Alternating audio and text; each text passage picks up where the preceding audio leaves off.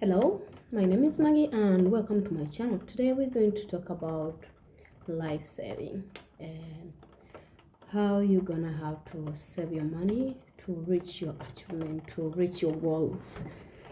Yes, nobody ever talks about how they get rich, how they saved, and how far they went to be where they are. So today I'm going to give you a few tips that have helped me myself to to be who I am today. Yeah, I know, yes. So this video is not about the rich or the poor or the what. This is a video about anyone. It could be someone who's earning 10,000, it could be someone earning 5,000, it could be for someone who's earning 2,000. So how do you deal with that? When you know that your budget is really small, or you have a lot of things to use, make sure that each month that starts, you have a budget for yourself. Like, you plan your day, you plan your month, and you plan your week. How do you do that? Like, we say that today you're going to be like, you know what you use every day, the things that are supposed to be home that are not supposed to miss at home, like eggs, milk, you can say food. That is a very daily necessity that you need it every day. So make sure that when you go to work, you know how much will I need for this month, to for the people who are working hourly. So how much do I need to save to have this food? Like, okay, the month I use 500. Then you write down, when you're going to do shopping, write down everything that you're going to shop, that you need home. Why do I have to say this? This has happened to me many times, that before, my friends were always like, use a shopping list, use a shopping list. I'm like, okay, shopping list, it takes a lot of time to write this and that. So every time I went to the shopping, I could come home spending a lot more money, but when I come home and open my fridge and freeze, there was no food, but a lot of money has been spent. What have I bought? Just nothing, like nothing, because every time I go to the shop without a shopping list, I just pick everything I feel like, oh, this is good, oh, this is good, this is good, this will be good for the kids. For the people who have kids, you know how it is hard to be like, when you have kids and be like, oh, I live that. So make sure that every time you go to the shop, I don't know which name I should use, because for us we have different names. So each time you go there, you make sure you have a shopping list. You'll be like, I need beans, I need meat, I need rice, I need potatoes and everything. If you have that in your mind, I promise you, every time you go to the shop, you just have to pick exactly what you wrote. You just look there and tick what you bought, and then after doing that, don't look no further. Just go to the cashier and pay and get out of there. The second thing is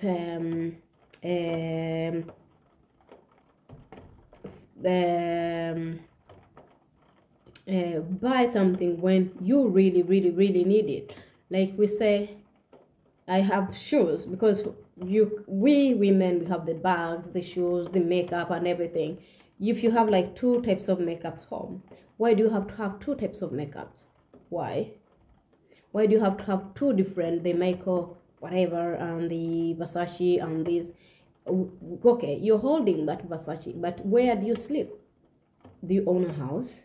Do you own actually, the most important thing is, do you own a house, or you're still renting? If you're holding a Versace and you're renting, then for me it does not make any sense how you do your calculations, because when you own a house, that means you are investing in your own house. And when you buy a Versace, when you already have an investment, I have nothing to do with that, because already you have your money. Like, yes, but you're renting just like me, and you're owning a Versace. For me, put that 2,000 for the Versace down and get a simple bag for 100. Yeah, because the people you want to show outside there, they don't care. Actually, they don't care. They'll be like, oh, okay, but how does she sleep?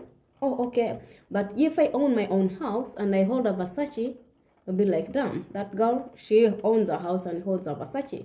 Then they'll start to notice. But if you own a Versace and have nowhere to stay, that's a big no. And then buying clothes, you have this, because people have seasons. We have summer, we have winter, we have autumn and everything. Those clothes we change each and every season. So let's say that winter you have your jeans, because for me I wear most jeans during the winter and then dresses during the summer. So I don't need to buy more dresses, because actually summer lasts for only 3 months. So that means that even the 30 dresses that I have in my place, they're not going to be done by the end of the month, because we have the t-shirt and we have the baggy. So you know, the nice clothes, we say that I have 15 nice dresses during the summer.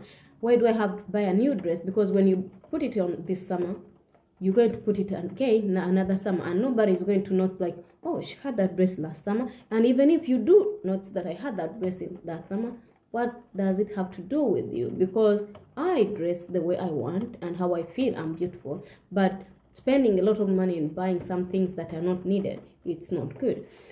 For people who have children, the easiest way to save, because for me, I've talked to my bank, and I noticed that these people working in the bank, they don't actually care how much you save. You just go to your bank and talk to them or call them. They will give you, and I think it's advice, yeah. They take you through the system, how it works, how much you need to save, and how long it will be there. Because there are banks which have like investment. You buy like, I don't know how it's called. Yeah, I don't know anyways. But it's like buying some part of the company or something like that. But it's not you personally. It's the bank helping you, using your money that you put inside to invest it somewhere. Yeah, that way. So this money will grow within time. It might not grow tomorrow or what, but within 10 years, it will be big money, because you keep on sending in money, and you don't, like, every time you make sure that every month maybe you put there 200 or 300 or 1,000. It depends on how much you have. Then you put it there and you start an investment from there. The banks are very welcome to help you to do anything, as long as you're saving for your pension year.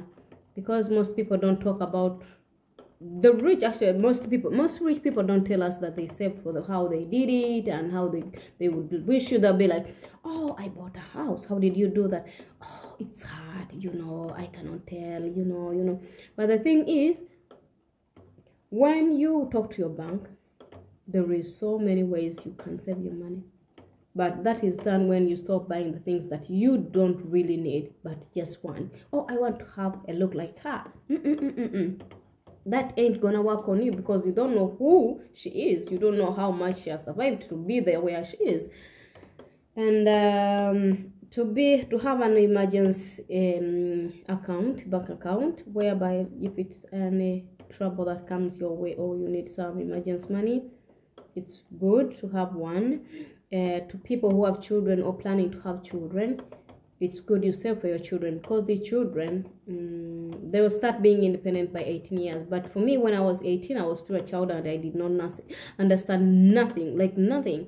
There are things I did as a child, and I don't regret, because at least they helped me to be who I am today, and they have made me a better person. That my children, I don't want my children to do the same things when they grow up. So when you open up a bank account, make sure it's not in the child's name, or if it is, that you should be signing on the child, because most cases when a child turns 16, I think, they have a right to their own account. So make sure the account is not the child's name, and make sure the child does not know that they have the money. When it's time to move from home, maybe you will use that some money to buy a house. You help them or her to buy a house. You help them or her to get a driver's license. And to the people who are paying fees, like the universities, you can use that very same money to save for your children's school fees instead of spoiling it. So I'm reading it from here because I read it down. And another thing, to my fellow people, the black people, the white people, everyone who is going to watch this, one thing I learned about this life: to have life insurance. Life insurance is very important. No matter how much you have on your account, when you don't have life insurance, it's nothing. It's one of the cheapest, actually, one of the cheapest thing that we pay, but pays back big. We say that one died tomorrow, and us who are living at these diaspora countries, when you have no life insurance, your children are going to suffer to take your body back home. To those who want to take their bodies back home, your children are going to suffer a lot, because it costs like, is it like $15,000 to take your body back home, or 20,000 or 30,000? So that's a lot of money for a child, because remember, this is the child you have, and it doesn't matter how old they are. Actually, when you die and you have children, it's their responsibility. Like we say, when they're 18, it's their responsibility to take your body back home. But how do you save them from that? Use the life insurance. It's very cheap. You can pay it, because in time and day you can die. It's something we cannot run away from. Death is something we cannot run away from. So make sure you invest in your life. Life insurance is very nice for your children and for your family, and to you too, because then your body does not have to move here, there, and be frozen for 15 days or 30 days, and they are waiting for that. No, if you have your life insurance, when you die, they pay the money to the family, and then, because when you die, it's like they pay you like $1 million, $2 million. It's depending on how your status of the insurance was standing, because yeah, it can be from 500,000, $50,000, I can say, or 10,000 or $100,000. So it depends on your life insurance. But each and every insurance, there is each and for everyone. Yeah, there is for everyone, the rich and the poor and the poorer. So everybody can accommodate to have a life insurance. Another thing to save money, it's like having your food with you. We have a habit of like, oh, I have no energy to cook, oh, I have no this. But because I know we work because we don't want to suffer, and when we cook, it seems like we are suffering. But when you save that money, we say that every time you cook, you save like $5. Every time you don't cook, you lose like $10. Actually, yeah, that's how it is. So every time you cook, you save $15. Every time you don't cook, you lose $15. So take that $15 times a week, because we work 7 days a week sometimes, or 5 days or 6 days, depending on how you want. And you're not going to eat only lunch or dinner. You have to have lunch and dinner and breakfast. So we say like every day you use $30 just for food. Okay, 15 or 20. We say that people are going to be, oh, that is a lot. Yeah. Okay, $15 or $20 a week. How much do you think you're going to lose a week when you use $15 a day for lunch and dinner? And how much are you going to lose within a month? Yeah, I know. Exactly. So when you cook your own food, you save a lot. When you don't cook, you lose a lot. So those are some of the tips that I wanted to give you, and those are some of the tips that I use myself to live, just to live. But that doesn't mean that I don't go to fancy restaurants. Yes, I do. Sometimes I do go to the fancy restaurant and I be like, this is my money. Yeah, but not every day. At least maybe twice a year, or yeah, maybe twice a year, because I have a goal.